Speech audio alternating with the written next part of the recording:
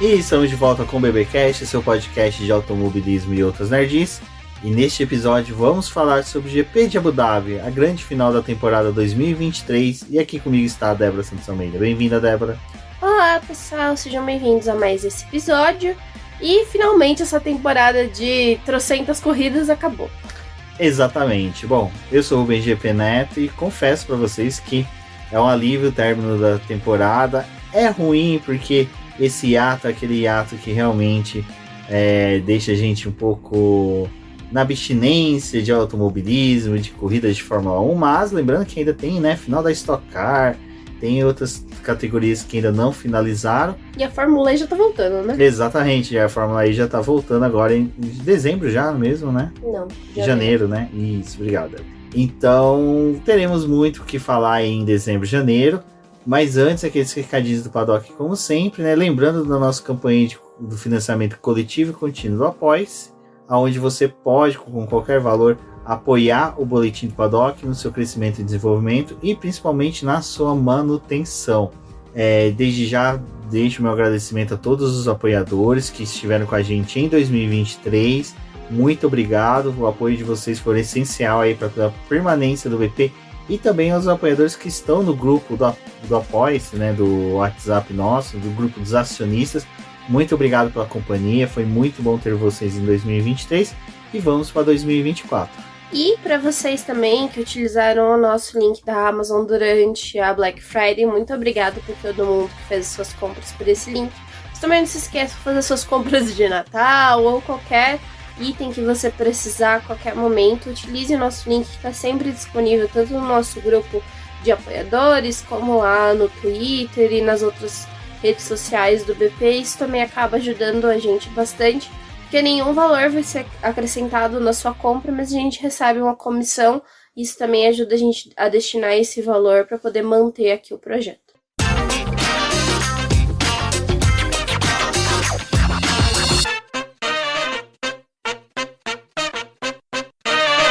Débora, um dos grandes vilões e também um dos grandes personagens da temporada 2023 foram os pneus, né? Tirando a Max Verstappen para a Red Bull, que poucas vezes a gente viu ali eles terem reclamação de pneus, mas as demais equipes tiveram que ter brigas ferrenhas com esses pneus. E uma coisa que já vem discutindo há muito tempo é o fim da manta térmica, né? Eu lembro que até uma coisa que você pontuou nos BBcast é que se discutia o fim da manta térmica por causa do gasto que se tem com energia elétrica para poder manter, né, os pneus aquecidos, né? E aí quando falavam em retirar as mantas térmicas por causa desse gasto de energia, o Russell, né, pontuou que, olha, esses gastam energia com coisas bem mais fúteis, como manter todo o autódromo iluminado durante a noite. Tudo bem que tem uma questão de segurança, né? O Russell vem da Inglaterra, então não sei se eles sabem, em alguns países é meio arriscado você ficar com tudo escuro. Mas concordo com ele que se gasta muito mais energia. São muitos painéis de LEDs, né, que a gente vê, que nem hoje mesmo a inauguração desse novo pódio em Abu Dhabi é praticamente todo de LED, então é um gasto de energia muito maior do que as mantas térmicas. Em Abu Dhabi, né, a gente tem a necessidade de deixar as luzes ligadas durante praticamente o dia inteiro, né? Então, quando vai tendo o entardecer, as luzes já estão ali acesas para que os pilotos não sintam a mudança da visibilidade da pista, né? Então, isso também é um gasto energético que eles têm num período que talvez não fosse tão necessário assim. Eu acho que assim, até... Mas já indo para as mantas térmicas, eu acho que é uma questão que a Fórmula 1 pode estudar próximas temporadas, é realmente aplicação ou exigência que algumas pistas tenham painéis de energia solar. Interlagos, por exemplo, já tem para toda a operação do paddock, não é para tudo, mas é para o essencial, principalmente durante o dia. Mas indo para mantas térmicas, essa discussão se prevaleceu por muito tempo e agora, até o momento, as mantas térmicas vão permanecer até 2025, né, Débora? E outra coisa que eles abandonaram é a questão de redução de número de pneus para um final de semana, porque, eu vou ser sincero, a questão da redução do número de pneus, eu até entendo a questão do desperdício de borracha que tem, porque mesmo que se o pneu não foi utilizado numa etapa, ele volta para a fábrica para ser reciclado. E até a questão da reciclagem é um ponto positivo para a questão da sustentabilidade. Ponto negativo é que você ocupa mais espaço num avião de carga, ou até nos caminhões e navios, com pneus que não seriam utilizados, então isso é uma queima de carbono a mais. Na realidade, os pneus tá tendo uma discussão muito grande, né? A Pirelli também acho que não tinha muito o que fazer em desenvolver um novo pneu tão rápido que consiga tirar a manta térmica, e tem outros problemas com o próprio carro da categoria, então não é tão simples assim fazer a retirada. Eles decidiram deixar esse assunto de lado, até porque se fosse discutido de 2024 para 2025, ia ser um período de 1 ano, mais ou menos, para a Pirelli preparar todo uma gama de pneus novos para poder utilizar em 2025, sendo que em 2026 já está tendo uma discussão de até mudar o aro desse pneu e não ser mais de 18 polegadas, e eles fazerem uma redução. Então, para poupar recurso e até para poder cobrar a Pirelli de outras coisas, né, eles decidiram manter esse assunto sem ser discutido até 2025 para poder pensar numa estratégia para 2026. Então, o foco vai ser a Pirelli melhorar os pneus nos próximos anos, proporcionar mais competitividade. Tem a questão do superaquecimento, que é algo que eles querem eliminar dos pneus, que a gente ainda tem esse problema acontecendo em algumas provas, então a Pirelli vai ter que pensar em como reduzir essa questão, mas é o que o Rubens falou, né? É uma medida que que estava sendo pensada com relação à sustentabilidade, e aí a categoria já deu para trás, né? Falou, deixa pra lá. E a outra, né, que também foi o Rubens mencionou, foi o fato da ATA, foi testado em 2 provas esse ano, na Hungria e na Itália, que eles tiveram aquela alocação alternativa de pneus. Durante o fim de semana normal da Fórmula 1, eles recebem 13 jogos de pneus, e com a ATA em vigor eram só 11 jogos. E quando eles testaram pela primeira vez isso na Hungria, vários pilotos desceram a lenha com relação, porque até o Alonso falou que era ridículo reduzir os pneus desse jeito, porque tinha menos ação na pista, o pessoal ia continuar poupando pneu pro restante do fim de semana, e quem perdia era o público, porque não ia ter tantos carros andando na sexta-feira, porque eles não iam ficar queimando o pneu à toa. E quando isso foi avaliado, foi meio que pensando na questão da produção de pneus da Pirelli e no fato da quantidade de carbono que é emitido para poder fazer esses pneus. Até acho interessante que, assim, a Pirelli, por mais que ela tenha algumas estratégias de sustentabilidade, como o Rubens falou, de você fazer a reciclagem dos pneus, eu acho que é uma das empresas de pneus em que você menos vê um plano efetivo para poder ter alguma coisa assim, para melhorar a questão da sustentabilidade. As outras empresas eu vejo até um pouco mais, mas tem que tentar se encaixar aí no que a categoria quer, né? E aí, depois de fazer essas 2 verificações, falar, não, vamos continuar com os 13 jogos de pneus aí, naturalmente, e depois a gente também vê o que pode ser feito para a categoria. Então, até o regulamento ali, em que já tratava da ATA, né, para esses eventos, vai ser retirado do regulamento do próximo ano e não vai mais constar isso, então não vai ser mais avaliado. E assim, né, gente, é preocupante, porque também essa coisa de tentar reduzir os pneus era pensando na entrada de uma nova equipe no grid. Porque se você tem entrada de uma nova equipe no grid, a Pirelli ela vai ter que fornecer, mais 13 jogos de pneus para aquela equipe. E isso começa a aumentar os custos e também os translados que vai ter que ser feito para poder abastecer a outra equipe, né? Porque ela tem que ser atendida como todas as outras. Então eu não entendi muito bem se isso também vai ficar, assim, para ser discutido nos próximos anos, se de fato a Andretti for entrar, ou é chega pra lá já na Andretti, a gente não vai mudar, a gente não vai alterar nossos pontos de logística, então não tem como uma outra equipe se meter aqui. Eu quero ver muito o que vai acontecer, principalmente entre 2024 e 2025, se tiver a possibilidade da Andretti entrar no grid.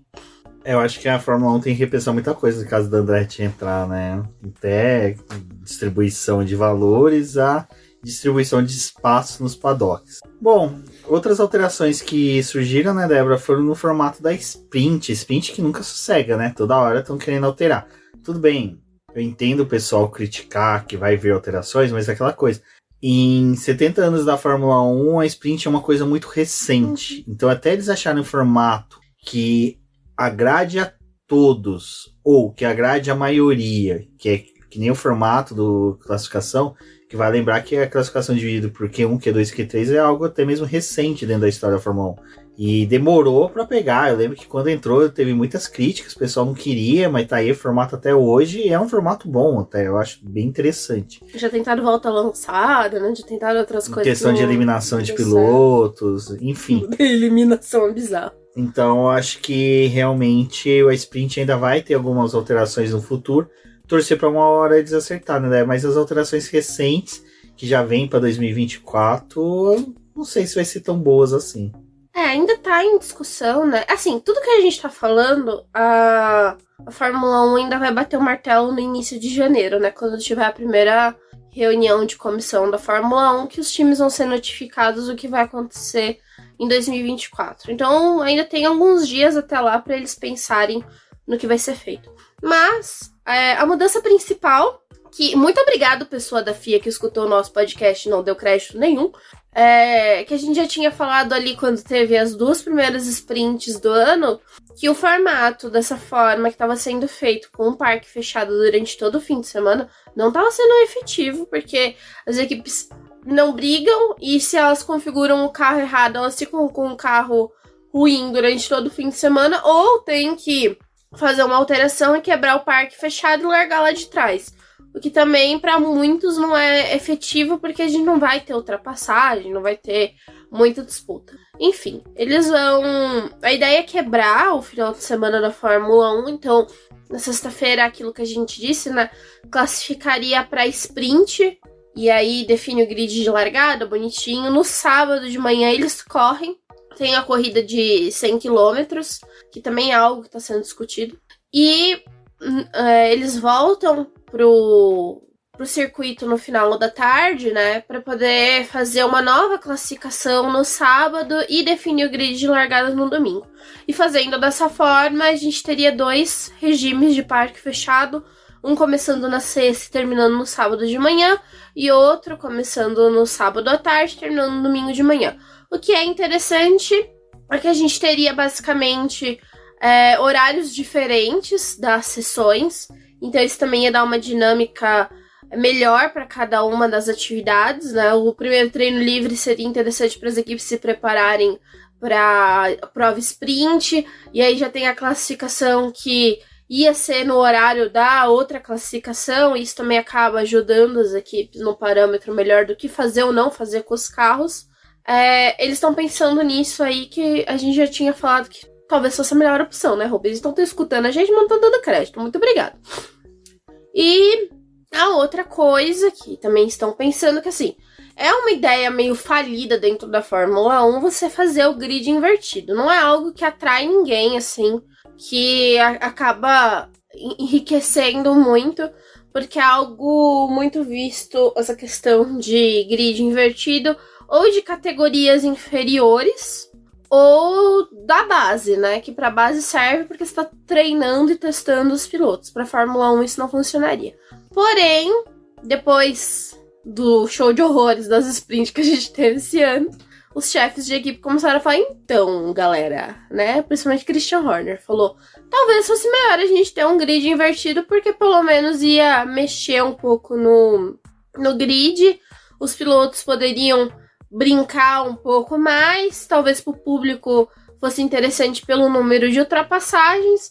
Então também é algo que a categoria está discutindo aí, se faria uma classificação e inverte os 10 primeiros para poder dar uma emoçãozinha ali, ou talvez inverte até o grid inteiro, porque tem 20 carros, e aí colocaria os carros que classificaram pior na frente e o restante tem que brigar. Outra discussão que também tá em voga e que é algo que até o Rubens comentou comigo em off, que não parece muito interessante, né? Mas é o fato de talvez aumentar o tempo da sprint e até ter um pit stop, meio que definido, assim, uma janela de pit stop para poder ser feito. Até o Rubens falou que isso não parecia muito legal, porque você começa a aumentar a sprint, então você praticamente teria 2 corridas no final de semana e não uma sprint, né? Como eles queriam. Mas vamos ver, gente. É assim, é o que o Rubens falou. A categoria, ela já é consolidada, mas ela resolveu trazer essa coisa da sprint. Ela tá tentando achar um formato que funcione para os carros, assim. Talvez, quando a sprint surgiu ali, o que eles acreditavam é que em 2022, 2023, os carros estariam mais próximos, então a gente teria uma briga. E não foi isso que aconteceu, não aproximou muito os carros como era esperado. Então o jeito é ficar criar coisinhas até que a gente, talvez em algum momento, tenha uma categoria mais equilibrada. Bom, e outra mudança que vem, né, Débora? Essa eu achei até bem legal e que, cara, eu acho que pode dar até uma ajuda aí na mudança do cenário da Fórmula 1, porque já até explico um pouco mais à frente, a mudança dos carros para aumentar a refrigeração dos pilotos, né? Uma das ideias é que o piloto tenha refrigeração no capacete igual ao do carro da Fórmula Indy, em que ele vai captar o ar, joga por um tubo na parte de cima do capacete e ele ali tem uma refrigeração melhor. Por que eu digo que isso pode alterar um pouco o cenário da Fórmula 1? Pelo seguinte, muitos carros já estão projetados. Uhum. Então qualquer entrada, saída, desvio de ar que tenha do carro, principalmente na altura do capacete do piloto, a gente sabe que vai refletir um pouco ali na asa traseira. E no Santo Antônio também. E no Santo Antônio. Então, assim, o quão que isso pode afetar até o uso do DRS. Cara, assim, é um cenário que pode ter muitas variações. E espero que realmente, além de auxiliar os pilotos nas pistas que são mais difíceis, são mais problemáticas, questão de calor, venha também a gerar um tumultozinho ali, sabe? Uma ou outra equipe tem alguma dor de cabeça, e isso faz com que ela tenha que alterar o projeto, porque quando eu falo que quando muda alguma coisa, a minha expectativa é sempre ver como os pilotos, como as equipes, na verdade, vão pensar fora da caixinha para solucionar essa nova alteração. Tô precisando da menina lá no Rebelde esperando tocar. Musiquinha do Arthur Aguiar, né? Arthur Aguiar, Fórmula 1. Então faz todo sentido. Faz todo sentido. Então, eu acho que isso é interessante porque, assim, a Red Bull, em teoria, ela tá com o desenvolvimento do carro 6 meses adiantado, né? Ela já tá em 2025. Ela já tá correndo em 2025, em outra categoria.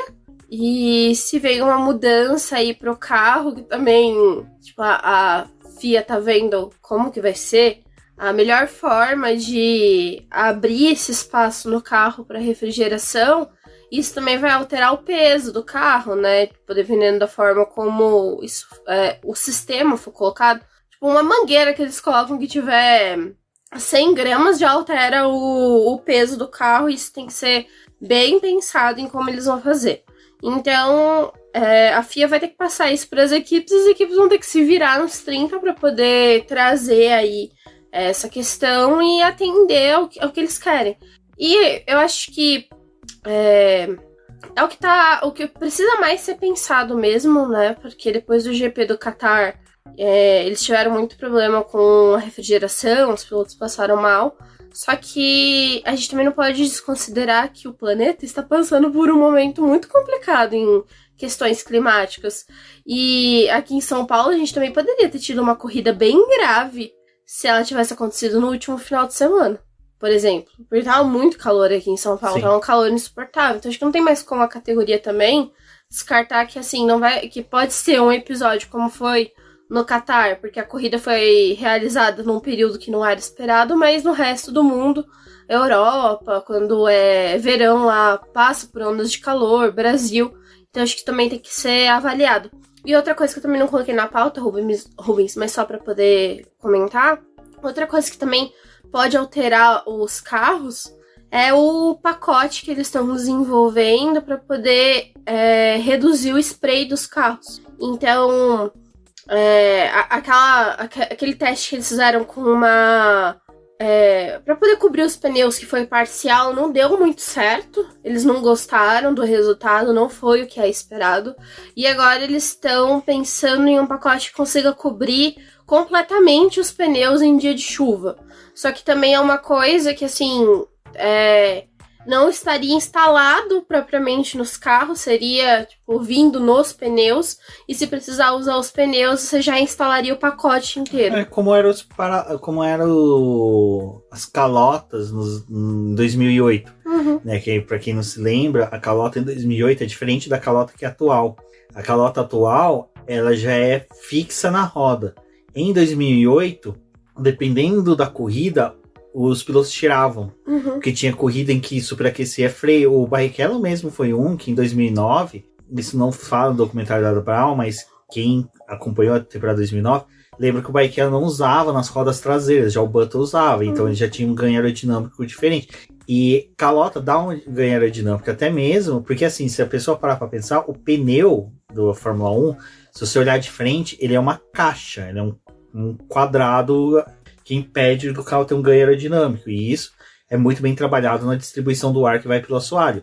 Então, se colocar uma calota, o quanto que isso muda, né? O quanto que isso altera. Então, até isso é interessante. Esse kit, em teoria, deveria ser igual para todos os carros, né? Então, você vai ter que moldar o seu carro para um dia de chuva, que vai vir uma peça padrão para todo mundo para poder funcionar. Mas se você parar para pensar, dependendo da fabricação dessa calota, você pode acrescentar 1 quilo, 1,5 quilo no carro.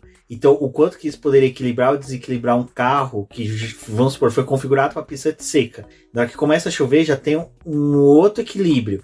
E na hora que você coloca uma calota que dá uma alteração aerodinâmica, que quando eu falei que é uma caixa, mas é uma caixa que, pelo fato dela estar girando, ela gera um dispersamento do ar, que quando a gente vê na chuva, a gente vê o spray. Então, aquilo ali é mais ou menos o que acontece com o ar quando passa pela roda. Senão vai ter. Então, você imagina uma corrida que chove, tipo que nem foi Spa, em que você vai poder ter os carros correndo.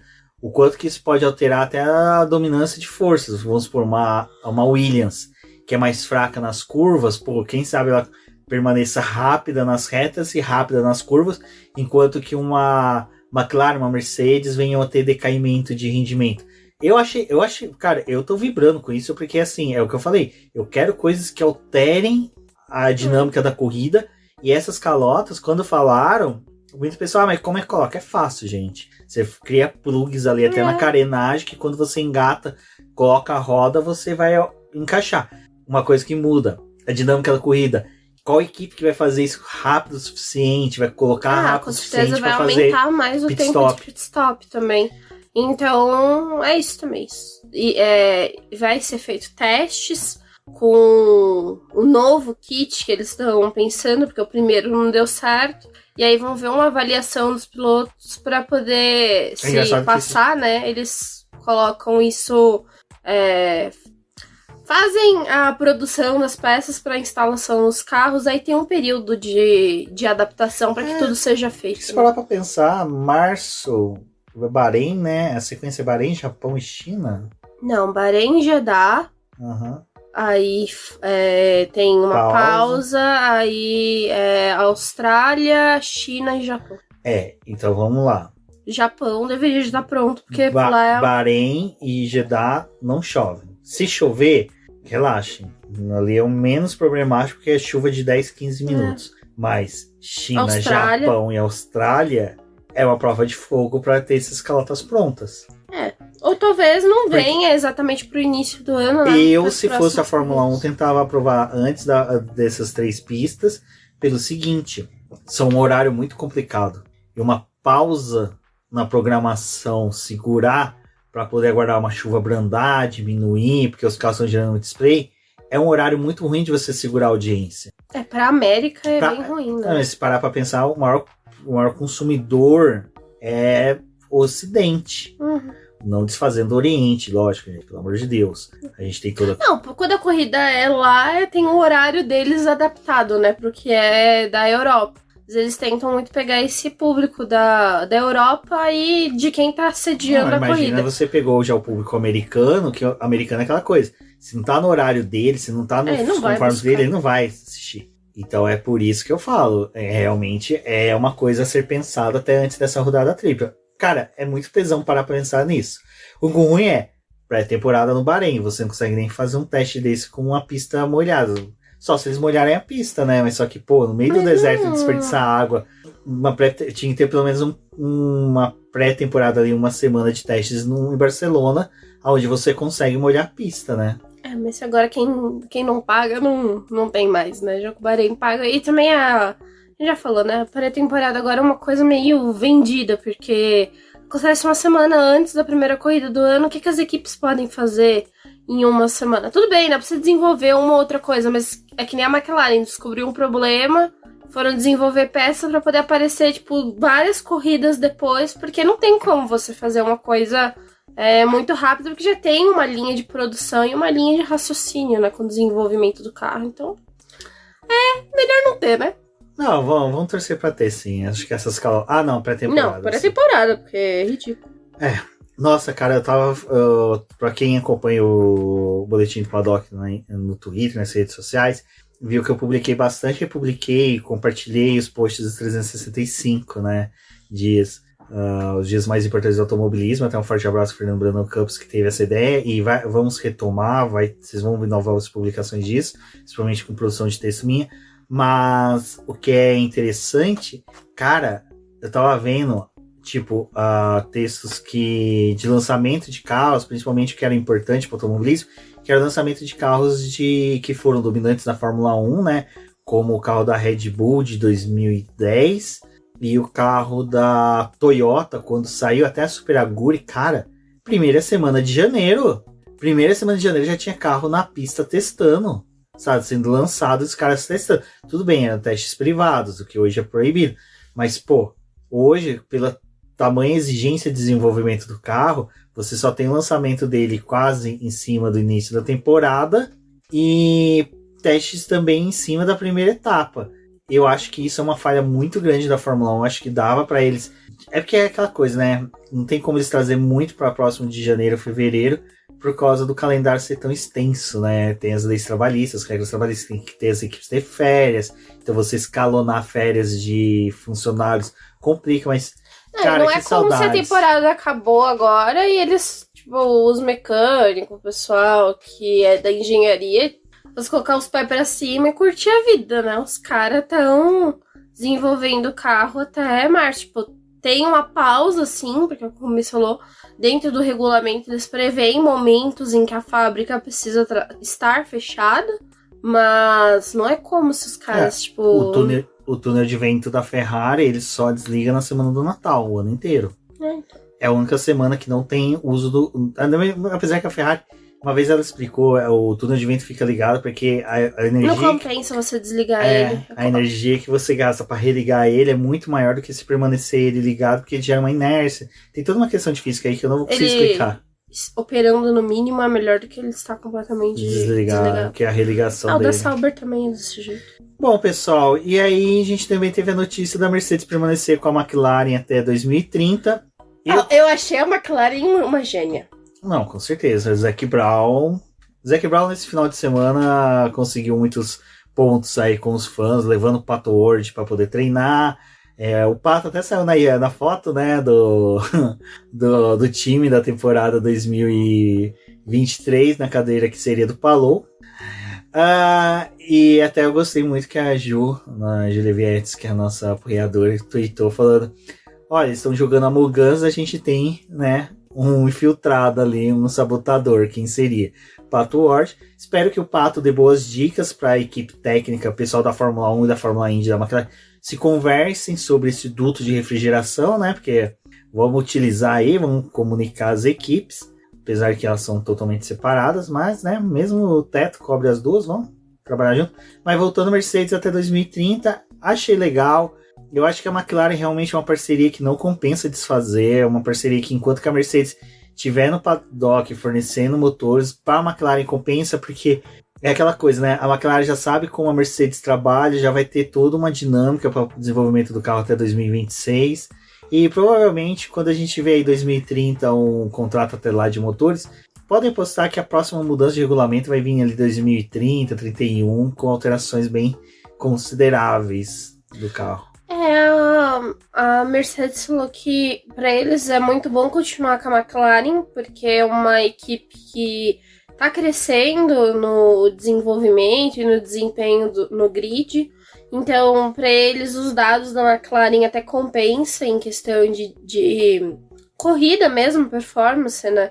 Porque apesar deles fornecerem o motor, ainda assim tem dado, né, da performance do motor. E para a Mercedes isso é bom para poder continuar o desenvolvimento.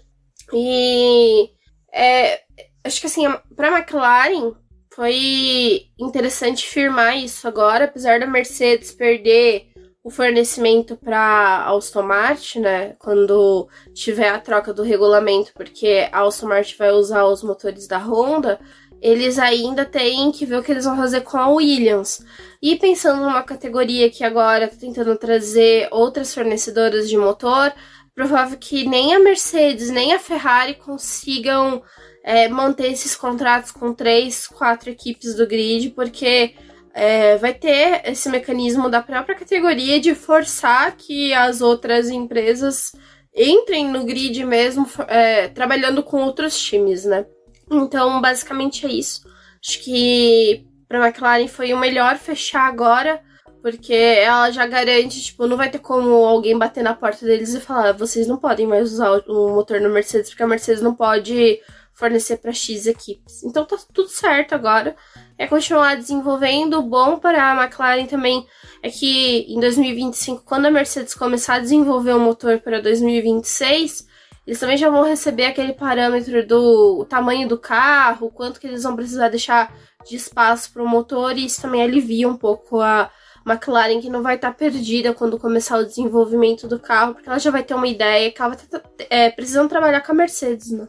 Não, e é até interessante essa questão de motores, que se separar para pensar em uma coisa que a gente pode até gravar um podcast mais para frente para conversar com o pessoal sobre isso, que a Williams eu acredito que não permaneça com a Mercedes, porque eu acho que o futuro da Williams é se tornar realmente uma equipe de fábrica. Eu acho que ela tá nesse hiato realmente de não ser ainda uma equipe de fábrica, porque nenhuma montadora chegou ainda querendo fornecer para ela. Achei estranha a Porsche, né? Eles terem perdido essa oportunidade da Porsche, mas a Porsche também ficou sendo iludida pela Red Bull. Acho que foi uma falha também da Porsche não ter buscado outras opções. A Williams era uma excelente opção para a Porsche por causa de, cara, apesar que eu falo, muita galera que acompanha hoje vê a Williams no fundo, mas não sabe o tão grande que essa equipe e tem questão técnica, né? Ela não é uma equipe tão ruim nesse ponto. Mas só tá atrasado. Muito atrasado. E o James tá conseguindo fazer um trabalho, cara, espetacular. Esse cara é foda. Então vamos ver, né? Essas mudanças de cadeiras também de motores vai ser interessante a gente acompanhar. Provavelmente vai ter muito burburinho nas próximas temporadas e acompanhar de perto para poder saber como é que vai ser essa briga de forças entre as montadoras. Bom, Débora, no TL1 a gente teve os rookies, né? Os jovens pilotos aí que testaram, não tão jovens, porque Pato Ward, né? Testaram pelas equipes da Fórmula 1. Os pilotos de testes, entre ele e Drugovich, que eu acho que foi um dos destaques. Jack Dennis também, campeão da Fórmula E, esteve presente, mas, cara, a Red Bull eu acho que ela colocou um freio de mão muito puxado naqueles dois carros, porque tudo bem o segundo piloto lá, que desculpa, eu esqueci o nome, Hadjar, né? Isaac Hadjar. O Hadjar que pilotou o carro da Red Bull, ficou chafurdando lá no fundo, e a equipe falou, não, pode acelerar, mas, cara, o Jack Dennis eu acho que ele conseguiria extrair mais do carro do que ele extraiu, mas vale ressaltar que foi legal ver os testes, ver os pilotos ali, o Russell liderando com facilidade total, apesar do Piastri estar presente na pista, mas o Piastri estava numa outra dinâmica de testes. E vale agora conversar um pouco sobre, eu acho que pontuar um pouco sobre o Drugovich, né, Débora, que foi realmente assim, fez P2. Só antes de passar para a Débora, uma coisa que foi interessante, que foi dita depois, até pela transmissão, e eu vi alguns canais, alguns portais, até perfis confirmando isso lá de fora, com o pessoal de credibilidade, era que realmente na hora que foi para definir como seriam os testes, o Stroll ia pilotar o carro com a grelha, né, de aferição, com tudo, para poder fazer testes aerodinâmicos. Ele bateu o pé, não queria realmente testar o carro, fazer o treino normal, e aí empurraram pro Drugovich fazer esses testes. Que é piloto de teste, né? E até na hora eu falei assim, Débora, faz sentido, né? Ele é o cara que tá no simulador, às vezes ele vai fazer comparação de informações do simulador com o que é oferido ali nessas grelhas, mas no final realmente foi porque o menino Stroll bateu o pé, Drugovich correu, mas no final Drugovich conseguiu ali quando estava sem esse peso da grelha, que gera também um arrasto aerodinâmico e atrapalha um pouco, conseguiu ficar na frente do piloto titular da Aston Martin. Foi 2 momentos de treino diferentes, né, pro Drugo. Ele andou com o Zero Rakes preso no carro, então também é uma pista interessante para eles fazerem uma última análise de aerodinâmica. Isso vai mudar alguma coisa pro ano que vem? Não. É só pra poder ajudar a equipe a ter uma ideia de, tipo, o que a gente instalou agora no final da temporada, o quanto que surtiu de efeito no carro e algumas peças que eles, tipo, têm um design pra olhar pro próximo ano, mas é basicamente isso. Não foi só a Aston Martin que fez teste aerodinâmico, outras equipes também fizeram, teve uma galera usando Flow Vis ali também no carro. E, apesar de tudo, o primeiro treino livre foi bem dinâmico, com o pessoal em pista ali, os novatos fazendo a verificação do carro. Teve uma mudancinha ali em alguns momentos da tabela de tempo, mas no final, algo que o Drugovich não tinha tido chance ainda, né, de usar pneu macio, porque da outra vez que ele usou o carro da Aston Martin, eles estavam tentando poupar pneu. E aí o Drugo teve a oportunidade de andar ali com o carro um pouquinho mais rápido, conseguiu esse P2. É plausível, até porque a Aston Martin também estava usando configuração diferente nos 2 carros, né? Para poder verificar o que era melhor pro final de semana. E aí só no sábado que os 2 carros estavam com configuração semelhante, porque eles encontraram o que era melhor. Então pro Drugo foi bom dar essa volta aí, olhar e analisar esse carro e ter mais um contato. Acho que também para os outros pilotos foi bem interessante ter essa oportunidade de andar. Eu acho que pro Jake Dennis eu queria ter visto um pouquinho mais dele com esse carro da Red Bull e se ele poderia entregar mais. A gente sabe que o carro da Fórmula E e da Fórmula 1 são completamente diferentes, mas eu acho que o Rubens falou, eles estavam meio que com medo do pessoal estragar os carros, então não deixaram o máximo ali. E para os pilotos da Fórmula 2 que tiveram a oportunidade de testar esses carros, logo depois que acabou o treino livre 1, meia hora depois eles já estavam no carro da Fórmula 2 para fazer a classificação. Então para eles também foi um final de semana agitado aí, com a oportunidade de ter esse contato com os carros da Fórmula 1. E alguns deles vão ter a oportunidade de voltar aí na terça-feira, quando tiver os testes de pós-temporada, com a avaliação dos pneus da Pirelli, também desses competidores sendo avaliados pelos times, eles voltam aí para esses carros, então isso também vai ser legal. Agora torcer, né, para que o Drugo tenha mais oportunidades para 2024, para poder guiar. Essa semana ele retorna no carro da Aston Martin, nos testes pós-temporada.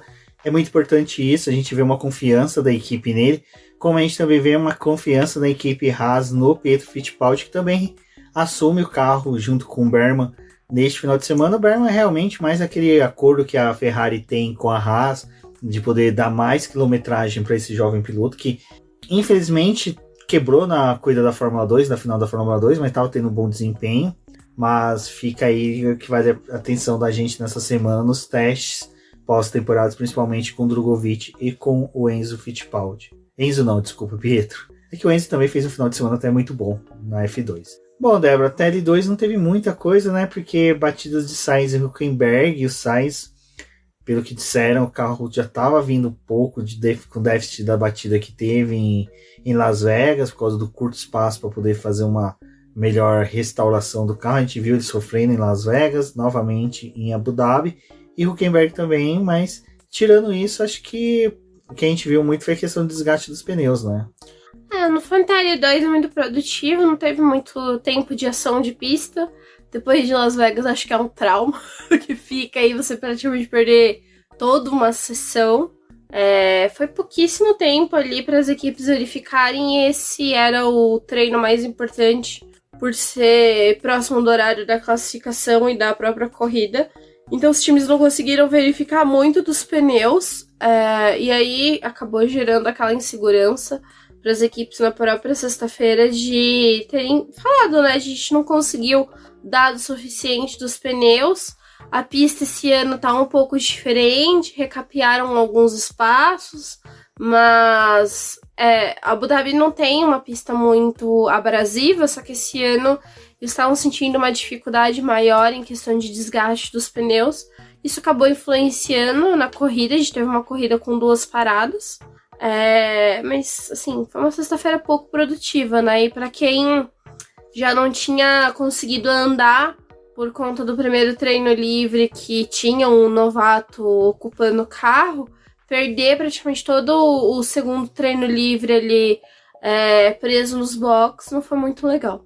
Exato. Bom, e aí a gente teve a classificação no sábado, né, com Carlos ficando no Q1, Hamilton no Q2, já, né, demonstrando ali que não ia ser um final de semana fácil para os 2 pilotos que estavam auxiliando as equipes na disputa pelo vice-campeonato. E a surpresa foi realmente Charles Leclerc, né, que obteve o P2, apesar da Ferrari ter tido bons treinos livres com ele.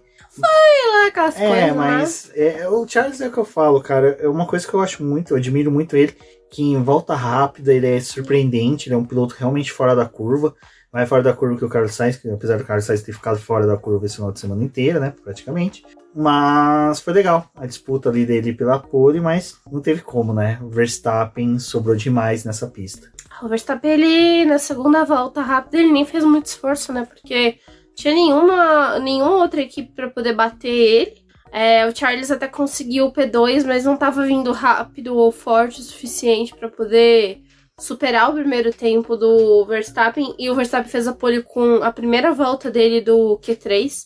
Então, muito louvável também pro Verstappen, né?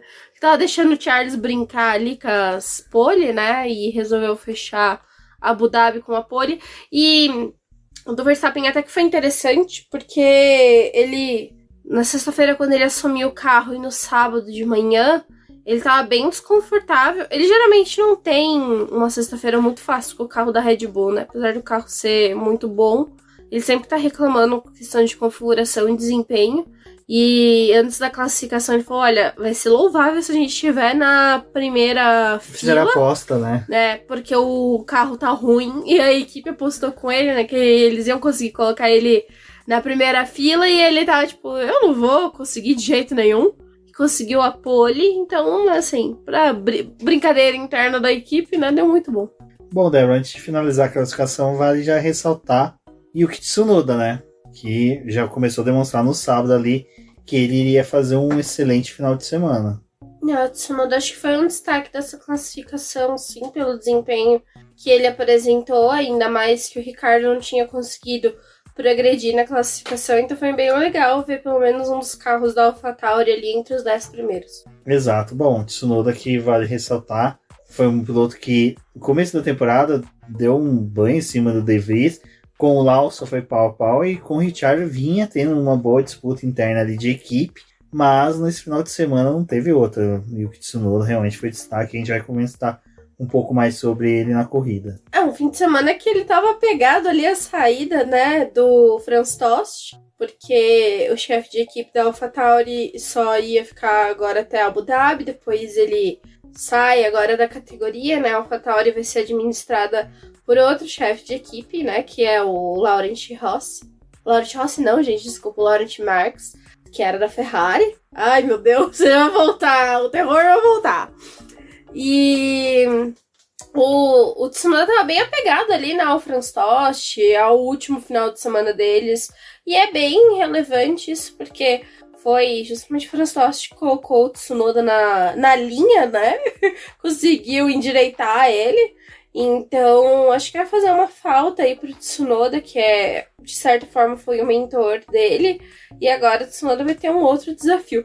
Mas o que eu achei legal, só fazendo uma barrigada bem grande com esse assunto do Franz Tost, é que até a Mariana Becker, né, falou com ele esse final de semana e perguntou pra ele, então, né, Franz Tost, agora você vai tirar umas férias, descansar. E ele já inventou um monte de projeto, um monte de coisa pra poder fazer. Até a Mariana tava falando que ele não tem o perfil de pessoa que fica parado, né? Que ele é o cara que tira férias mais trabalhando. E aí a Mariana falou, agora você vai curtir uma praia aí, fazer umas coisas. E ele falou, não, eu já tô cheio de coisa pra poder fazer. Eu já tô saindo da AlphaTauri com outros projetos aí. Então é um cara que também não tá determinado a parar tão cedo, né? O Franz Tost é um chefe de equipe ali que seria interessante ele numa Fórmula E, numa F2, uma F3, realmente ali, eu não tô falando trabalhando com uma equipe em si. A Fórmula E até seria interessante ali numa equipe, mas F2, F3 ali trabalhando, porque é um cara que sabe realmente como é que pensam os jovens pilotos, sabem dar motivação para eles. Nem tanto que até o, salvo engano, o Gasly e o Verstappen também agradeceram ao Franz Tost por tudo que eles fizeram na carreira dos dois. Cara, pensar que na mão do Franz Tost passou todas as grandes pérolas da Red Bull, Vettel, o Vettel, se eu não me engano, era o Berger que tava na época. Canelei agora. Mas enfim, o importante é que o Franz Tost pôs o nome dele na Fórmula 1. Com certeza aí a gente pode ver ele futuramente envolvido com alguma coisa. Ricardo, Albon, o Gasly, Verstappen, tudo passou por ele, né? Assim, não acho que é o chefe de equipe melhor que a gente tem na categoria pela questão de desenvolvimento do carro. Apesar de também olhar para a AlphaTauri, a gente saber o quanto que ela é podada pela própria Red Bull, né? Mas eu acho que em questão de jovem piloto, ou ser o cara que, tipo assim, você daria para ele a função de cuidar de uma academia de pilotos, que os times agora estão precisando, até por causa da própria F1 Academy, né, que agora cada um dos times vai precisar ter uma pilota ali para poder dar suporte. Mas o Franz Tost fosse um cara que ajudasse nessa parte de desenvolvimento da própria F1 Academy, sem zoeira, assim. Então, você fosse um cara que nessa coisa de coach ali, para poder ajudar o gerenciamento das meninas e do crescimento delas até chegar numa outra categoria, fosse interessante. Exato. Bom, agora vamos para a corrida, né, em si. Vale falar que, sim, foi algo que eu vi bem interessante nessa etapa, que os carros estavam muito próximos. E isso favoreceu muito a disputa de posição, principalmente porque você tinha 2 zonas de DRS. Então o piloto que era ultrapassado na primeira, ele tinha chance de dar o troco na segunda, ou pelo menos ficar mais próximo para poder tentar chegar mais próximo do adversário ali no miolo, também na próxima volta. Então assim, ficaram bem próximo em DRS, né, nas primeiras voltas da corrida, assim, depois que liberou o DRS no terceiro giro, né? O pessoal ainda teve como usar DRS, brigar ali, andar próximo com os adversários. Foi até uma hora que a McLaren tava ali naquela coisa de tentar chegar próximo do Leclerc, se defender da Mercedes e do Russell. Então a gente teve uma mecânica interessante na corrida nessa parte. Exato. E outra coisa que foi interessante, cara, Abu Dhabi esse final de semana, eu vou ser sincero, foi uma das melhores corridas que eu já vi em Abu Dhabi. Foi uma das melhores corridas que eu vi, sim. Foi legal que, primeiro, nenhum dos carros abandonou. Isso foi bem interessante. Era uma coisa que a gente acreditava que ia acontecer, porque, como a gente falou na live, nos BBcast passado, que Abu Dhabi é quando os carros estão correndo no limite do que pode ser exigido dele. Questão de bateria, motor. Então, assim, foi bem legal que todos terminaram a corrida. E não foi um ano de quebras, né, dos motores. Muita confiabilidade, né? Muita confiabilidade. A Ferrari tinha muito problema nos outros anos, até o Carlos teve estouro de motor que pegou fogo no carro, né? Acho que foi um ano, para quem não tinha um motor muito bom, não ter tido quebra. E a própria Red Bull, que sempre começava o ano com algum problema, ou no carro do Verstappen ou do Pérez, não teve. Conseguiram passar ileso, mesmo com o Verstappen forçando bastante o carro. Era uma corrida que a gente até imaginava que talvez a Red Bull tivesse algum abandono e não teve. Eu acho que é o que você falou. O bom de Abu Dhabi desse ano é que os 20 carros, de certa forma, terminaram a corrida. Exato. E outra coisa que deixou muito disputada a corrida foi a questão de 2 paradas, né? Eu acho que é uma coisa que a Porsche, a Pirelli poderia pensar para o próximo ano. Questão de realmente utilizar mais das gamas mais macias em determinados circuitos para forçar dos pit stops, né? Eu acho que é bem interessante, deu uma dinâmica muito boa. Tudo bem que a gente tem aquela falsa sensação de disputa quando realmente os carros não estão naquela colocação correta dentro do grid. Mas foi bem legal. Assim, o que eu tava conversando com o Rubens, para Abu Dhabi não tem uma estratégia definida. Porque é um circuito que a gente já viu o piloto terminar com 2, 3 paradas, tanto quanto terminar a corrida fazendo uma parada só. E a Pirelli, ela não muda a gama de pneus de Abu Dhabi porque não é um circuito que tem muita abrasividade. Então, é os pneus macios mesmo da gama que eles usam ali. Só que acho que o mais interessante é que, por não ter tido um segundo treino livre tão adequado para as equipes, eles ficaram naquela tensão do que ia fazer e do quanto que ia lidar com os pneus. Eles não tinham um bom parâmetro de durabilidade. Então a maioria foi aí para essa coisa de fazer 2 paradas mesmo. As paradas começaram muito cedo do que era esperado, né? Até o Verstappen falou que ele estava bem ali no momento que eles estavam usando o pneu médio, mas pelo carro estar mais pesado, eles tiveram um desgaste que não era muito padrão ali da Red Bull. Então resolveram fazer a corrida com 2 paradas mesmo. Mas acho que o legal de Abu Dhabi é meio que isso. Tipo, se você perde um pouco a sessão ou perde um referencial na pista, estimula os times a fazer mais paradas. E isso dá a possibilidade de a gente ter mais ultrapassagem, mais disputa, né? E por mais que a categoria considere as ultrapassagens que são feitas sem usar o DRS e as que são feitas com DRS, ainda assim a gente teve uma movimentação pelo grid. Você até comentou sobre a disputa do vice, a gente teve, né? Essa disputa do vice do Mundial de Construtores. E hoje a gente pode pautar aí um pouco a questão do que foi falado, né? O vice-liderança conquistado pela Mercedes hoje foi muito mais dependência do Russell, né? Foi colocado até de uma forma assim meio estranha, como se realmente todo o vice-campeonato tivesse todo o mérito dele. E aí a gente viu até o início, né, da Terceira Guerra Mundial entre os fãs do Hamilton e do Russell. Mas eu vou ser sincero, realmente a disputa do vice ficou entre o Leclerc e o Russell. E aí foi uma coisa que a gente comentou hoje, entre nós aqui, que era que por que pautaram, né? Por que o Toto Wolff, a equipe Mercedes, colocou aqui realmente a vice-liderança foi muito por causa do trabalho hoje do Russell. Vale lembrar que o Russell, a gente teve aí questões dele, de que ele foi falho em muitos momentos decisivos. Ele vai lembrar lá em Singapura que ele bateu, vale lembrar que ele bateu no Hamilton lá no Qatar. A questão até na última corrida, o choque dele com o Verstappen, N punições que ele teve. Então, que prejudicou bastante o ganho de pontos dele. Até enquanto que a Débora falava, eu fui no aplicativo da Fórmula 1 para ver como é que estava a questão de pontos deles, né?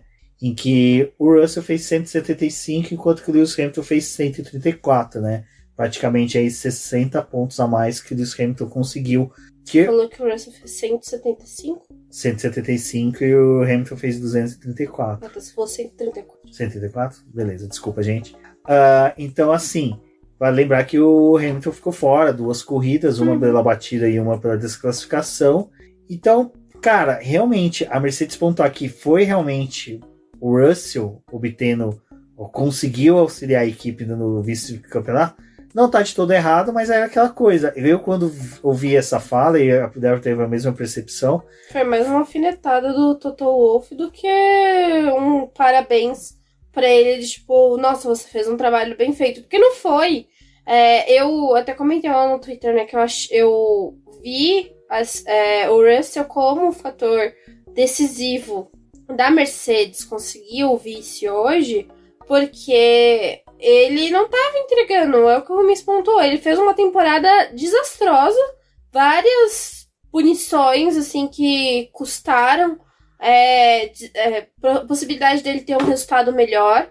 Foi um piloto que, por estar muito fechado naquela coisa de preciso um pódio nessa segunda metade do campeonato, ele cometeu vários erros que tirou o pódio dele. Então, assim, de certa forma foi plausível ele ter conseguido esse pódio agora em Abu Dhabi, porque eu acho, foi o que a gente até discutiu na live, né, da quinta-feira, em que a gente comentou sobre o GP de Las Vegas, que na minha visão eu achava que a Ferrari conseguiria os pontos a mais que era necessário para poder terminar à frente da Mercedes, porque eu não acreditava que o Russell ia ter um resultado bom, dado as últimas provas que ele estava tendo. Então eu acho que o comentário do Toto Wolff e até o que aconteceu na corrida realmente o Hamilton, ele foi o fator decisivo da temporada da Mercedes conseguir esse vice, porque o tanto que o Hamilton brigou com esse carro para poder ter um desempenho, para poder conseguir pontos, pô, é muito louvável. Mas hoje, em Abu Dhabi, dependia do Russell, porque o Hamilton já não tinha conseguido classificar bem. E a disputa era dele ali com o Sainz, né? Se o Sainz ia progredir na corrida e o quanto que o Hamilton talvez conseguisse segurar o Sainz. A gente não teve uma corrida da forma como era esperado, nem pro Hamilton e nem pro Sainz. Então, de certa forma, a gente tem até que desconsiderar os dois dessa corrida. Não sei se o Rubens concorda comigo, mas pra mim, meio que desconsidera os dois de Abu Dhabi. Não, o embate foi entre o Leclerc e o Russell. Os dois que não estavam fazendo grandes provas. E assim, o Russell, podemos falar que ele teve até uma vantagem, que a McLaren errou no pit stop do Norris, até o Norris comentou isso no pós-corrida, que foi o que não permitiu o Norris conseguir chegar ao pódio. Porque o Norris estava num ritmo tão bom quanto o Russell, mas assim, aquela contenção de danos, né? Não vale a pena você tentar buscar e perder pontos, ainda mais que o Norris estava numa disputa de melhor classificação no campeonato de pilotos. Então, mas essa alfinetada que, vamos pôr assim, que foi pro Russell, valeria de todos com o Leclerc. Também. Porque assim, o Leclerc estava realmente com um débito com a Ferrari, de certa forma. O Sainz, ele realmente vem de 2 corridas em que ele não conseguiu entregar.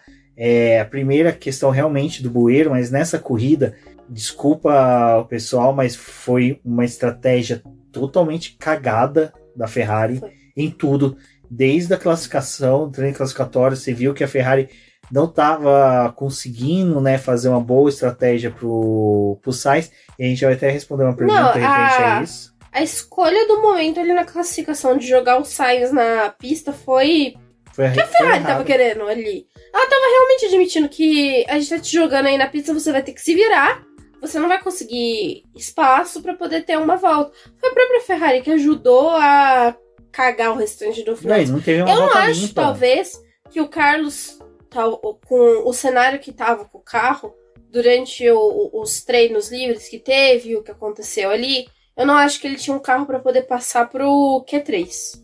Mas eu acho que pelo menos largar perto do Hamilton, ele teria conseguido. Agora ficar no Q1, não faz sentido. Não, foi totalmente ridículo. E aí até a Esther faz a pergunta, né? Porque na questão dentro das estratégias, né? Porque a Ferrari manteve o Carlos tanto tempo na pista, era apenas espera pelo safety car ou tinha um outro motivo? Então depois que terminou a corrida, o Carlos falou que ele não entendeu meio que direito o que estava acontecendo ali, mas a Ferrari optou por fazer a largada com pneu duro, que na visão dele não foi a melhor opção. Ele não conseguiu ter ganho ali numa largada, né? E sequer, ter desempenho do pneu duro para poder brigar com quem tava de médio, então não foi uma boa escolha. Ali já logo no primeiro pneu ele já percebeu que tinha cagado toda a corrida dele, né? E a gente teve as trocas de pneus, ele até subiu um pouco no grid, mas aí quando ele realmente fez a parada, mostrou a realidade que ele tava com uma corrida muito ruim. A Ferrari optou por ir de novo com pneu duro, porque ele ia estar com um pneu duro mais novo do que o restante do pessoal que já tinha trocado. Não funcionou de novo, porque o carro não estava progredindo com esse tipo de pneu. A Ferrari não tinha deixado 2 pneus médios para ele, então ele só tinha essa opção de duro, duro, médio, ou duro, duro e macio. Não ia muito ter o que fazer. E eu acho que foi uma estratégia bem ruim. Depois eles começaram a ver que não tinha mais o que ser feito para ele terminar entre os 10 primeiros. Precisava de um safety car, ficar esperando esse safety car que não veio. E foi um resultado bem ruim, né? Tanto que ele troca o pneu só para poder cumprir o regulamento, mas depois ele volta pros boxes e abandona. Então sim, de certa forma, eles fizeram toda uma escolha ruim para ele. Ficaram esperando o safety car para ver se dava para salvar alguma coisa. Só que, na minha visão, de completamente olhando para o que estava acontecendo, eu acho muito mais que a Ferrari estava preocupada com o fato do Leclerc terminar atrás do Sainz do que de dar uma corrida boa pro Sainz. Sério, eu tenho a sensação que sim, a Ferrari realmente não sabia o que estava fazendo com o Carlos. Eles erraram muito feio, acho que foi uma das piores finais de semana, questão de estratégia com os pilotos. É uma coisa que a gente já fala bastante aqui no Webercast, nas lives. Aparentemente a Ferrari, o setor de estratégia dela, não consegue pensar para 2 pilotos, eles não parece que não tem uma divisão de estrategistas. Tem uma pergunta da Aninha sobre isso. Sobre isso? Bom, já vamos puxar a pergunta dela. Por que a Ferrari não consegue... A Aninha, né, também apoiadora do BP, pergunta por que a Ferrari não consegue fazer uma estratégia decente para os seus pilotos. Então, Aninha, o que acontece? A Ferrari, nos últimos anos, aparenta não conseguir fazer estratégia para os 2 pilotos. Uhum. E é uma coisa muito estranha, porque todas as equipes, você vê que elas conseguem pensar diferente para os 2 pilotos. A gente comentou agora há pouco a questão do Russell. Chegou em determinado momento que a Mercedes tinha que pensar uma estratégia isolada para o Russell, uma para o Hamilton, para os 2 não se encontrar na pista. Porque é aquela coisa que até a Débora comentou, em que o estrategista do Norris falou, olha, cuidado com o Russell, porque o Russell... A gente já sabe, né? Como é que ele é. A gente comentou isso daí na live. Então, aí você viu que a Mercedes começou a pensar e conseguiu entregar, porque os 2 conseguiram bons resultados dentro disso. A Ferrari não. A Ferrari ela faz uma estratégia, tipo assim, pro Sainz, e tipo, não, fica nessa estratégia, vamos trabalhar aqui com o Leclerc. E trabalhou com o Leclerc no final de semana inteiro e esqueceu do Sainz. E o Sainz foi ficando. Assim, e quando ele permaneceu muito tempo com o pneu duro no começo, eu falei, bom, ele vai vir para um stint muito longo de pneus médios, pode ser que renda, né? A pista vai estar mais fria, o carro vai estar mais leve, você tem menos desgaste. Dependendo do momento que ele parasse com o pessoal fazendo estratégia de 2 paradas, talvez ele progredisse, porque a hora que tivesse em queda do pneu médio, quer dizer, do pneu duro dos outros, ele estaria com um pneu médio novo, né? Exato, então assim, era uma boa estratégia, mas na hora que falaram que no término da corrida ali, falando que estavam esperando safety car, cara, é ridículo você fazer uma estratégia em que você pauta em algo que você não tem controle. A não ser que você seja o Briatore e mande um dos pilotos bater, mas isso não faria sentido pro Carlos. Então assim, é ridículo o que a Ferrari fez, é ridículo uma equipe do tamanho da Ferrari se propor uma estratégia dessa, sabe? É o que eu falo, a gente torce para que a gente tenha boa disputa. Se a Ferrari tivesse dado uma boa estratégia pro Carlos, a disputa dele com o Hamilton de posição teria sido uma das coisas mais bacanas que a gente ia ver nesse final de semana. E assim, eles não conseguem, eles não sabem fazer estratégia. E vendo aqui o que fizeram de estratégia, o Tsunoda foi o único piloto a largar de pneu médio que ficou 22 voltas. O Carlos, o primeiro stint de pneu duro, ele faz a primeira parada na volta 23. Então, se era pra poder fazer uma estratégia dessa, por que não botaram o pneu médio no começo da corrida? Ele poderia ter largado de pneu médio, ia ter mais aderência, mais chance de ultrapassar o pessoal. Talvez ficasse preso ali em alguns pilotos, porque estaria todo mundo de médio, mas eu acho que numa condição de pneu médio, a Ferrari teria mais chance de brigar, porque até o próprio Leclerc ali no começo da corrida, ele conseguiu atacar o Verstappen, ele conseguiu se defender dos 2 carros da McLaren, o pneu médio parecia uma melhor opção e foi o que a maioria do grid fez. Se ia para uma jogada de 2 pit stop, fazer 2 stints de médio no começo, ou um médio, duro, médio. 2 médios. Só tinham um médio para corrida. Então já dificulta mesmo. Já não usando. Mas a questão é, a Ferrari não usou o pneu médio no Carlos. O Carlos terminou uma prova em que todo mundo usou o único pneu médio que tinha. Ele terminou com esse pneu agarrado. Ele não usou o pneu. Então, assim, na minha visão, deveria ter seguido o que o restante do grid fez. Dava o pneu médio para ele poder progredir no grid e tentar ter mais aderência no começo da corrida para poder fazer ultrapassagem. Acho que de pneu médio ele renderia muito mais do que com o pneu duro, que não tinha temperatura nas primeiras voltas. Depois fazia o stint de pneu duro como todo mundo fez. Talvez no caso do Carlos alongasse um pouco mais o período ali de pneu duro. Bem pneus, que né? ele conserva. Talvez fizesse o segundo stint de pneu duro mesmo. Ou com um carro mais leve usasse Mas o vamos macio. lá. A estratégia da Ferrari era marcar o Hamilton. Então, Não era pensar no Sainz chegar muito à frente. Era marcar o Hamilton. Se o Hamilton fizesse um ponto, era pro Sainz estar ali, pode tirar esse um ponto. Se o Hamilton chegasse nono, no máximo o Sainz tinha que chegar em 10º. Em 10º com a volta rápida. Exato. Então, não fizeram isso, né? Não adiantou de nada. Não marcaram o Hamilton. Não, praticamente a Ferrari correu com um carro só. Não, correu com o carro só. Ela admitiu que ela correu com o carro só. E depois até... Nossa, depois aquela fala do Visser é o que dá embrulho. Cara, o Visser conseguiu reduzir toda a admiração que eu tava tendo dele no ano nessa frase. Que, pra gente não importa chegar em vice. Pra gente não importava ser o vice. Não era o objetivo hoje. A gente só, queria terminar a corrida. Não era o que a gente estava pretendendo. E é isso aí, galera. Foi uma luta que foi interessante. Parabéns para quem conseguiu aí fazer o que fez. Mas é ridículo. Ridículo, você dizer que você não queria o vice. Tudo bem, talvez em estratégia da Ferrari, assim, em ter mais túnel de evento, fosse melhor ser realmente a terceira colocada e deixar a Mercedes se lascar com o segundo lugar, porque a Mercedes ela vai ter menos tempo de túnel de vento com um carro que, em teoria, tem muito mais problema do que o da Ferrari, né? Então, beleza, nesse sentido, ok, mas admite a estratégia. Não usa dessa fala, né? Não. Fala aí, gente, a gente tentou brigar, a gente acreditava que ia ter um desempenho bom, não tivemos.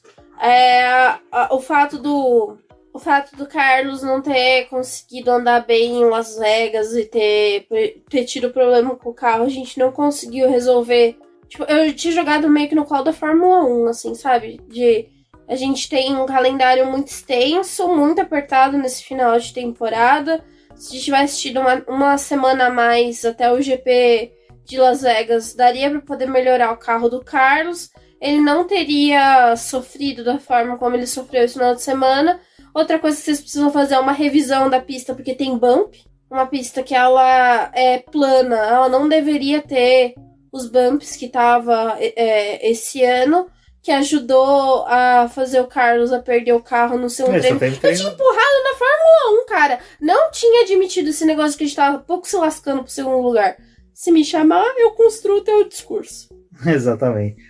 Não, que palhaçada, que raiva. Falando em discurso, teve a punição para o Sérgio Pérez, né, pelo toque com o Norris.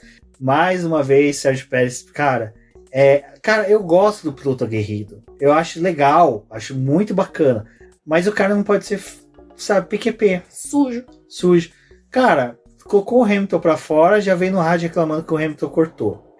Bateu... Sendo que é sempre ele que joga os outros pra fora da pista, né? Aí você tem ele batendo no Norris, é punido, xinga os comissários, e aí xinga os comissários, é chamado pra conversar, e aí ele pede uma pergunta, ele faz um pedido de desculpas verdadeiro e genuíno, e nem por isso é punido por ter xingado os comissários no rádio. Cara, é sensacional como tanto o Verstappen em Las Vegas, sabe, desfez dos comissários, como o Pérez desfez, mas tudo bem, tá ok, vamos seguir o barco. Pelo amor de Deus, a punição do Pérez nem foi justa. Não, já é interessante a Red Bull ser punida, né? Mas você percebeu que só começaram a querer punir também depois que a temporada toda decidida? Depois que a coisa já tá resolvida, né? Depois que o vice já tava resolvido, depois que tudo tá resolvido. Aí resolvido? Falaram, vamos punir aí, né? Não. E eu acho demais, assim, que o Pérez, ele, que nem no Norris, ele usa os outros de muleta pra poder fazer a curva e é a pessoa que tá errada de não ter deixado ele passar. Pelo amor de Deus, cara, ele faz isso toda a corrida, aí, óbvio, né, tá acostumado a não ser punido, porque ele faz e ninguém fala nada, ele corta o limite de pista e ninguém olha, nunca tem nada pra poder analisar os limites de pista do Pérez, e aí chega uma hora que ele é punido, mas eu fui punido, poxa, seus comissários, vocês não fazem o trabalho de vocês. Exato. Bom, o que eu queria eu falei isso, o que eu queria se a demissão do Pérez tivesse sido uma demissão bem feita, ela realmente de fato acontecesse, que ele tivesse sido demitido na linha de chegada, entendeu? Que nem o Massa foi lá na Fórmula E. Aquilo ali pra mim é o é o ponto alto do automobilismo. Você ser demitido na linha de chegada. Bom, e quem fez um excelente trabalho esse final de semana foi a dupla da McLaren, né? Muito que bem. Lando Norris e Piastri andaram juntos, andaram próximos, né? Boa parte ali até.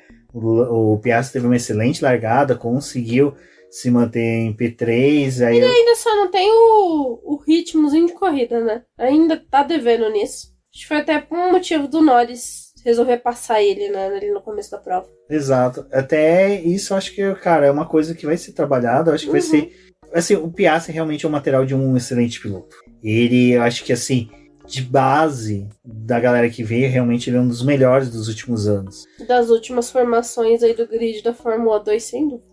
Exato. Bom, e o Lando Norris, cara, pô, conseguiu aí a pontuação. Não foi aquela coisa do tipo, minha nossa, né, como ele cresceu, como ele foi foda essa temporada, mas valeu a pena aí. O Lando Norris, que deixa eu só pegar aqui, no Mundial de Construtores ele terminou em P6. Eu vou ser sincero, questão de ordem de equipe da McLaren, pecou ali no Qatar. Quando o Piastri terminou em segundo lugar, Norris em terceiro, Norris pediu para acelerar e ultrapassar o Piastri. A equipe falou, não, se segura.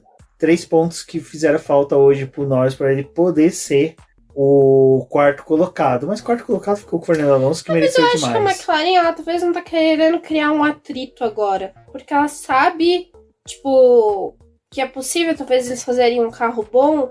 E se eles conseguirem entregar um carro decente pros dois pilotos, acho que é melhor poupar os dois de ter atrito agora. Tipo, é uma corrida a gente deixa o Piastri um pouco melhor, Norris dá uma segurada, agora, tipo, inverte, do que realmente pensar em pontos no de pilotos, né? Não, e aí uma coisa que eu acho sensacional, e até peço licença aqui, não querendo, né, pontuar algo contra a Marlena Becker, que faz um excelente trabalho. Eu acho que até pelo volume de trabalho que ela faz, que ela precisa fazer, ela faz uma coisa impecável. Mas, cara, falar que o Lando Norris, com 205 pontos, tá se sentindo ameaçado pelo Piastri, que fez 97 pontos. Eu entendo o comentário. Mas Não, eu entendo o comentário de, tipo assim, não é a questão dos pontos. É a questão da performance em pista. Talvez o Norris não esperasse encontrar alguém como tá sendo o Piastri. Porque assim, com o Sainz, ele tinha uma vida um pouco confortável, porque as coisas da McLaren ficavam meio que na mão do Sainz, que era o mais experiente, ele tava ali curtindo. Aí veio o Ricardo, ele mudou a mentalidade de tipo, cara, eu não vou deixar o Ricardo pisar em cima de mim, apesar da McLaren tá falando aqui que esse é o bonzão. O Ricardo não entregou, o Norris conquistou esse espaço. Aí veio o Piastri, que é um campeão da base, é um menino que é um foguete.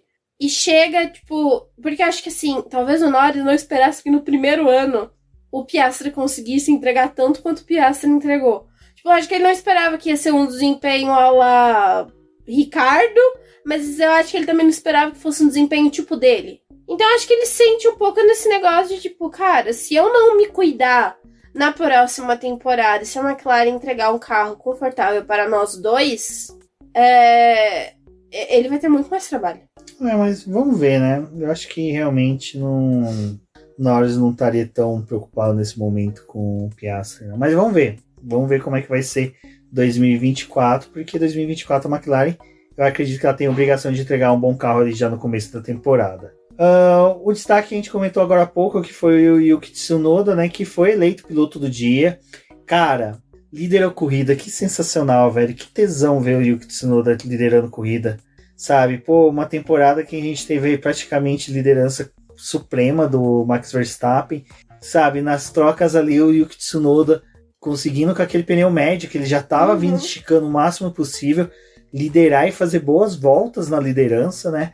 Até assim que perguntaram na transmissão quem tinha sido o último japonês a liderar. E achei estranho o Reginaldo Leme falar na Nakajima, porque, cara, todo mundo sabe que o único piloto, todo mundo não, quem acompanha a Fórmula 1 e gosta dessas estatísticas sabe que o único piloto japonês que liderou uma prova foi o Takuma Sato. Eu lembro dessa corrida em 2004, porque eu gostava da BAR, né, a equipe que o Takuma Sato correu, que era a Honda, na verdade, né, futuramente, que hoje é a equipe Mercedes.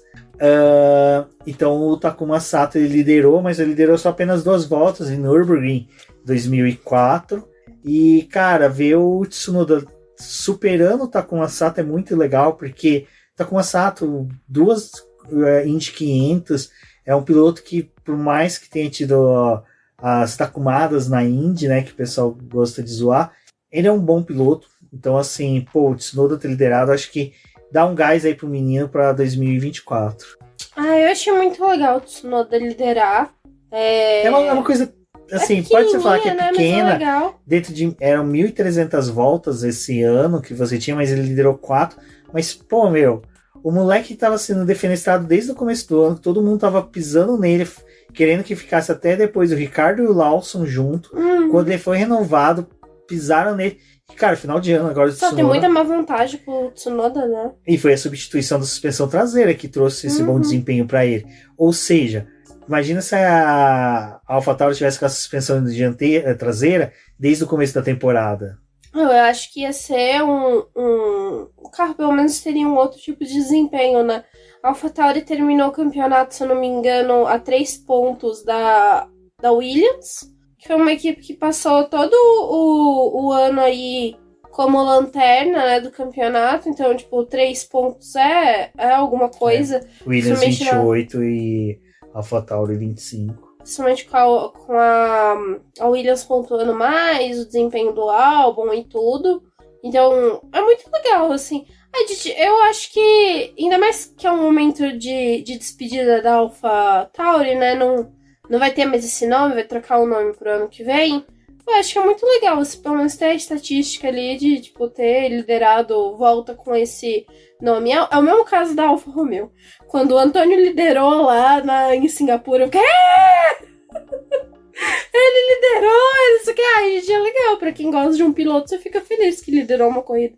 Eles são os únicos pilotos que lideraram corridas com esses carros, né? Não, o Tsunoda nessa temporada, né? Porque, vai lembrar, a AlphaTauri tem uma vitória com o menino Gasly, mas achei legal. Achei que foi muito bom. Eu acho que... Numa temporada de dominância em que a gente tem, tipo, uma única vitória de um outro time, que foi a Ferrari, pelo menos ter alguma outra equipe que liderou volta, tipo, que nem a McLaren liderou por causa do Piastri, essas coisas assim, é legal. Sim, muito bom. Foge dos de sempre. Exato. E aí tem a pergunta da Aninha, que ela pergunta na opinião da gente, quem foi o piloto do dia e por quê. Eu concordo completamente com o Tsunoda. Eu votei no Tsunoda porque eu acho que, assim, de todos ali que estavam à frente, já era esperado o resultado. Tsunoda não. E a nossa balança de avaliações do Tsunoda é o Daniel Ricciardo. E o Ricciardo hoje, esse final de semana, sofreu muito, sabe? Sofreu mesmo com o desempenho do carro, não conseguiu entregar.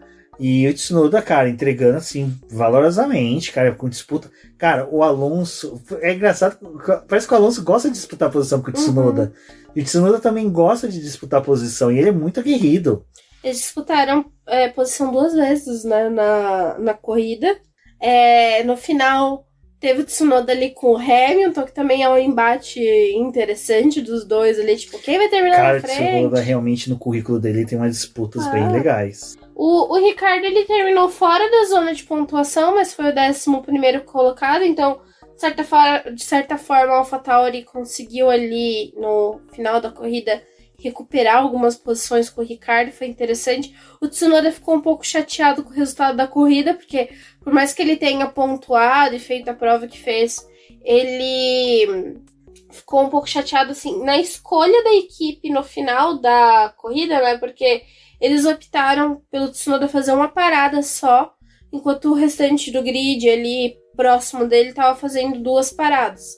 Então, ele começou a perder desempenho por conta do pneu. E aí ele foi ultrapassado, né? Perdeu posição pro... ele tava numa briga ali com o Piastri, mas ele perdeu a posição pro Piastri e pro Alonso. Então nisso ele ficou um pouco chateado que pela escolha da AlphaTauri ele tinha perdido posição, que vendo o resultado da corrida talvez fosse melhor eles terem optado pelo que o restante do grid estava fazendo. Bom, e aí tem a pergunta para finalizar, a pergunta da Esther, né? Se pensando no dinheiro distribuído para as equipes e no túnel de vento, é esperado uma mudança na ordem das forças do campeonato? A Esther, é que agora eu tô meio ainda dessa temporada. Meio baqueada dessa temporada. Eu espero, gente, realmente ter alguma mudança no que vem. Eu não acho que... Eu acho que vai ter equilíbrio. Não é equilíbrio, eu acho que vai ter uma aproximação, desculpa te cortar, mas uma aproximação das primeiras colocadas. Tipo, Mercedes um pouco mais próximo da Red Bull, e assim consecutivamente Ferrari, McLaren e Aston Martin mais próximas delas. O miolo deve se aproximar mais, mas quem vai distanciar muito vai ser a própria Alfa Romeo e a Haas. Eu não acho que talvez o resultado em si, em questão de campeão do ano, mude. Eu acho que o Verstappen ainda deve ganhar o título, um quarto título ano que vem. Mas eu espero que pelo menos em questão de equilíbrio dos times em pontuação geral da Red Bull, ou, tipo, a pontuação da Red Bull esse ano ela foi muito inflada. Eu espero que ano que vem ela seja mais reduzida pela aproximação das outras equipes. Que, tipo, talvez o Verstappen continue vencendo, mas que as outras equipes tenham mais chance de brigar por pódios e tente brigar ali, buscar alguma vitória, mas eu não confio muito no negócio que o Pérez diz que ano que vem eu vou brigar por título. Eu acho que ele não vai brigar por título. Eu acho que talvez essas outras equipes tenham mais chance de tirar ainda mais pontos dele, mas não sei se, tipo, vai mudar a ordem em questão do que foi esse ano. Tipo assim, talvez da Mercedes conseguir um vice de novo, da Ferrari... Acho que talvez a Ferrari... Eu, como pessoa que torce pra Ferrari, eu não acho que a Ferrari ano que vem fique com o terceiro lugar.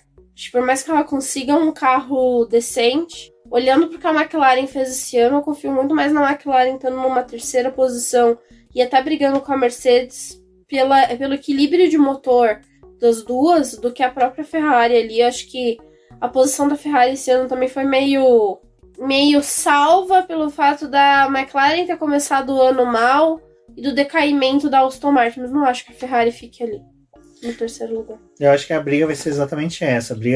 A Mercedes, eu acredito que ela deva permanecer na segunda colocação. Acho que eles devem trazer um bom carro. Porque mesmo que eles venham com um carro ruim que nem foi esse ano, eu acredito que ela ainda consiga... Cara, é muito estranho você parar pra pensar que a Mercedes foi vice com o pior carro. O carro, Cara, o carro horrível. A Ferrari tinha um carro melhor. A Ferrari e McLaren tinham carros melhores que a Mercedes. Não, a McLaren ela teve um carro melhor depois da metade da temporada.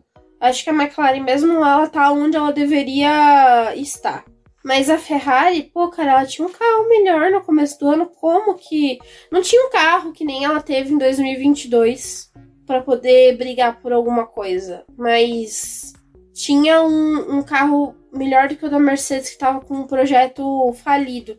E mesmo assim, tipo, a Mercedes fez as mudanças no carro e conseguiu um desempenho melhor do que a Ferrari, sabe? E a Mercedes, nesse final de temporada, ela se esforçou para não ficar com o segundo lugar. Sim. Com erro de estratégia com o Hamilton, é outra coisa que também acho que, assim, a Mercedes, ela deve talvez ficar com vice ano que vem, mas se ela não tomar cuidado com questão de estratégia e de gerenciamento dos pilotos, ela vai se estrupiar em algumas provas, com a própria McLaren, eu acho. Muito mais. Eu acho que realmente a Mercedes precisa arrumar a casa na questão dos pilotos, realmente. Acho que o Hamilton ainda é um pouco mais tranquilo, mas o Hamilton realmente, eu até vejo que ele precisa realmente ser um pouco mais cutucado, que nem hoje foi com o Toto Wolff falando: Hamilton, você é o cara mais rápido da pista. Do tipo, cara, você tá tendo um bom desempenho, tipo, sabe? O Hamilton precisa de um chacoalhão nesse sentido, porque parece que quando ele desanimou esse ano, nos últimos 2 anos, realmente ele meio que deu uma baqueada, você sente ele na pista. Mas acho que esse ano foi mais. Esse ano passado não. Acho que ano passado ele ainda tava naquela coisa de tipo, eu vou tentar uma vitória, eu vou tentar alguma coisa, tipo, a melhor oportunidade da Mercedes foi de fato o GP do Brasil, ele ainda tava naquela coisa. Esse ano, com os erros da Mercedes, e com a merda que foi o carro, que chegou uma hora que eu acho que ele tava... Eu acho não, ele realmente tava fazendo contagem regressiva, de tipo, falta uma corrida pra eu poder eliminar esse carro. Falta, sabe? Tipo, ele veio nessa coisa, tipo, eu só quero me livrar desse carro. Tanto que eu acho que nessa prova em Abu Dhabi, ele não mostrou que ele poderia mostrar, porque ele só tava querendo se livrar desse carro. Ele só queria, tipo, eu só quero... Eu acho que... Tanto que, tipo assim, eu acho bizarro a Ferrari não ter conseguido o vice e vir com o discurso que o Visser teve, porque, pô, cara, o Hamilton, ele tava assim, tipo, cara, se o Sainz chegar aqui, tá de boa. Né? Pode chegar aí. E a Ferrari, ela fez o favor de não conseguir. Cara... Então eu não confio na Ferrari pro ano que vem. Eu já tô, tipo, eu acho que deve ter um carro decente até, um carro não tão ruim, mas... O naipe da equipe, se não mudar alguma coisa porque internamente... ano que vem já vale lembrar que... total responsabilidade do Visser desse carro. 100%. Eu vou ser sincero, metade dessa temporada já é responsabilidade do Visser. Porque por pior que seja, você vê, o Stella assumiu a McLaren, mudou radicalmente. E é engraçado, uma das falas do Stella que me pegou bastante foi: eu quero fazer da Ferrari, quero fazer da McLaren, que foi a Ferrari do Michael Schumacher. Porque o Stella estava na Ferrari na era Schumacher. Ele viu como se faz uma equipe crescer. Não, e é uma coisa bem interessante. A gente tá até adiantando coisa que a gente falaria no próximo podcast, né? Do encerramento da temporada. Mas eu não tinha nenhuma perspectiva com o Stella por gostar muito do Seidl. Cara... Eu não ficava tipo assim, o Stella é muito cara dos bastidores, né? Não sei o quê. E aí, quando o Stella assumiu a frente da McLaren, eu fiquei, não, a gente vai ver o que ele é capaz de fazer agora na frente. E ele reagiu de uma forma tão mais preciosa do que o Seidl fez, que eu falei, cara, esse cara é muito bom. Ele realmente tá sendo fantástico. Exato. Bom, o Stella me surpreendeu completamente. Bom, então já para finalizar o podcast, Débora, que nota que você dá para esse GP? Apesar que eu vou ser sincero, gente. A gente teve de Hartnell a David Tennant.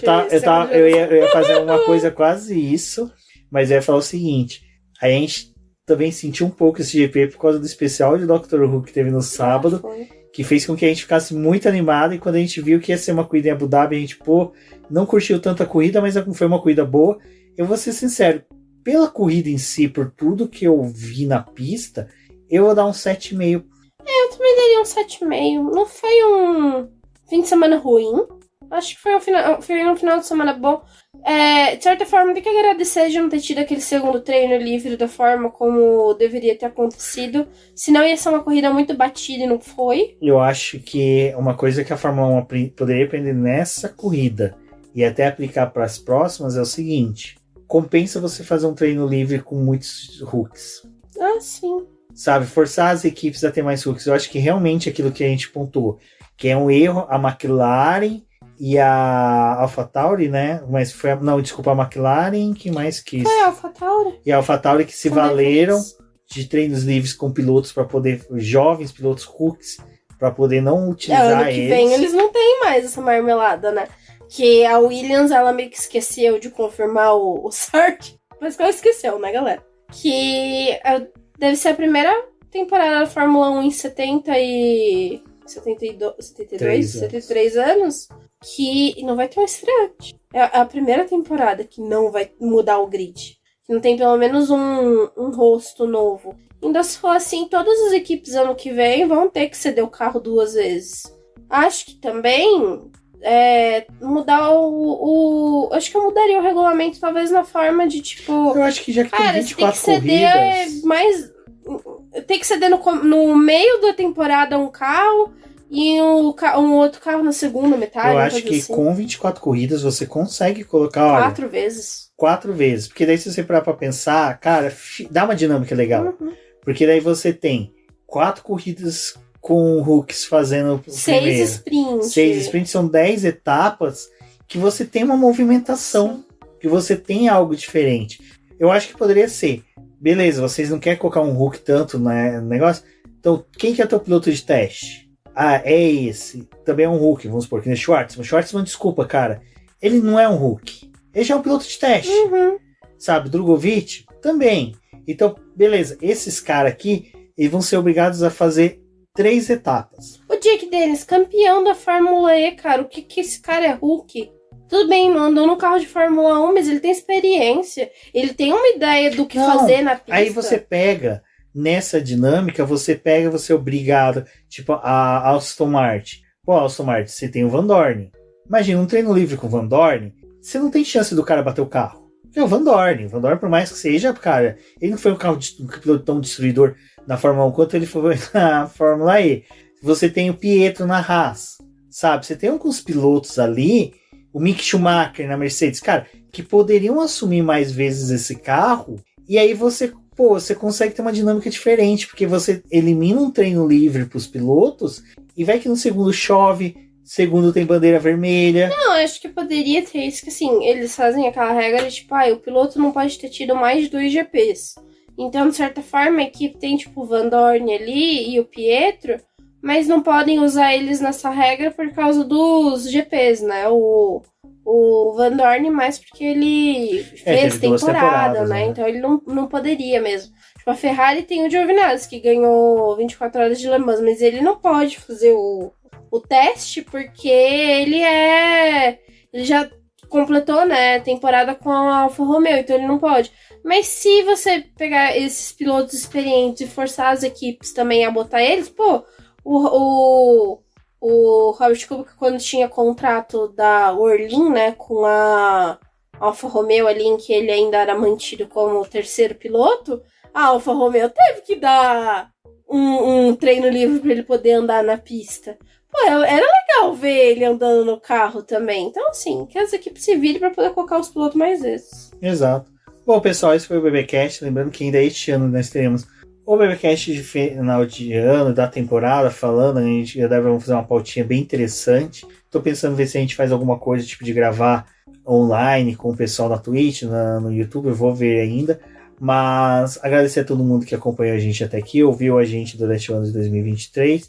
Mandou suas perguntas, criou o hábito de mandar as perguntas, porque chegou num momento ali que a gente montava a caixinha, mas se não montasse também, mandava. Eu queria agradecer principalmente a Esther e a Aninha, que mandaram mais perguntas ao longo do ano, né? A Aninha sempre veio com o bloquinho dela de notas das coisas que ela anotava para poder perguntar pra gente, muito legal. Mas todo mundo que mandou pergunta, o Rafão, a Ju, o Mauro, que ajudou a fazer o programa, né? Acho que tornou o BBcast mais dinâmico de ter as perguntas de vocês. E também continuar com isso pro próximo ano, ou pensar em alguma outra coisa aí pra gente poder comentar com vocês. Exatamente. Eu sou o BGP Neto, agradeço a todos, um forte abraço e até a próxima. Obrigada a todo mundo e até uma próxima.